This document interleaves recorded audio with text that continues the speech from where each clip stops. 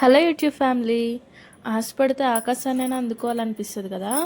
So అలా నాకు ఒక చిన్న ఆశ కలిగితే మా వారికి చెప్తే ఆయన అయితే వద్దన్నారు. వద్దు అనగానే వింటే మనం ఇంకా ఆడవాళ్ళం ఎందుకైతాం, అందుకని చెప్పి పట్టుబట్టి మరీ సాధించాను. ఇవే ఏది కాని వేళ గేది ఉందని చెప్పి నాకైతే ఇవి తినాలనిపించింది. ఇవి ఇప్పుడే కదా సీజన్, ఇంకా స్టార్ట్ అవ్వలేదు వద్దని మా వారు. లేదు లేదు నాకు కావాలని నేను సరే అని చెప్పేసి ఒక 1/2 కేజీ తీసుకున్నాం మార్కెట్కి వెళ్ళి.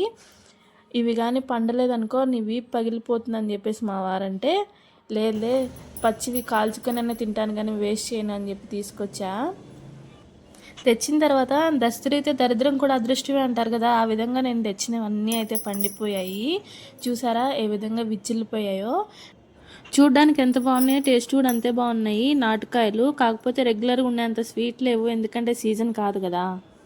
పువ్వుల మీద తుమ్మిది వాళ్ళనట్టు తేనెటీగలు దేనికోసం వెతుక్కున్నట్టు నేనైతే ఫ్రూట్స్ కోసం పడి చచ్చిపోతాను.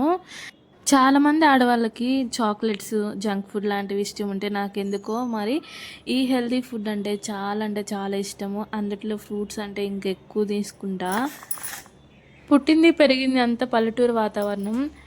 ఆ ప్రకృతితో మమేకమై జీవించడం వల్ల నాకు ఇలా అలవాటు అయిపోయిందేమో. అందుట్లో ఇలాంటివి ఎక్కువ దొరికేస్తుంటాయి కదా, నాకైతే ఇలాంటివి తీసుకోవడం ఎక్కువ ఇష్టం. పిజ్జాలు, బర్గర్లు అంటూ నేను అస్సలు పరిగెత్తను.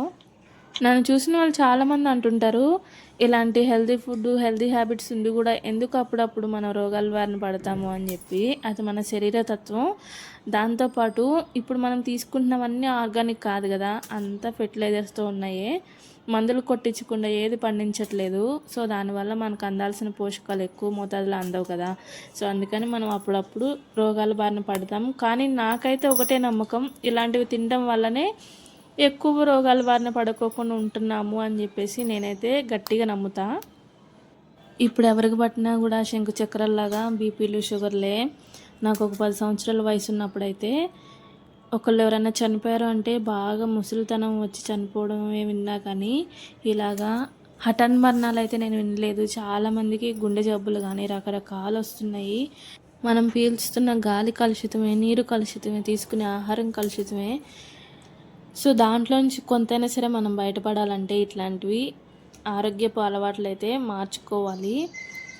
ఎందుకు అంటే ఇంకొన్ని రోజులు మనం హ్యాపీగా మనం లైఫ్ లీడ్ చేయాలంటే కనీసం కొంత యోగాలు వేసిన తర్వాత, కొంత నడక, కొంత ఆరోగ్యపు అలవాట్లు మార్చుకుంటే చాలా అంటే చాలా మంచిది మన బాడీకి.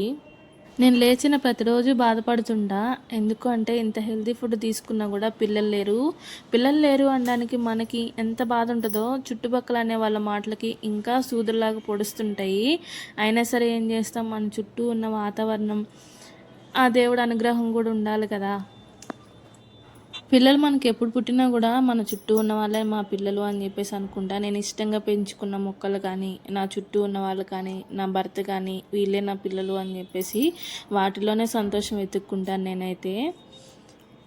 ఫ్రూట్స్ అయితే చాలా బాగున్నాయి. మీతో మాట్లాడుతూ ఫుల్గా ఎంజాయ్ చేశాను. మీరైతే లైక్ చేసి, షేర్ చేసి, సబ్స్క్రైబ్ చేసుకోండి. Thank you for watching. Bye bye.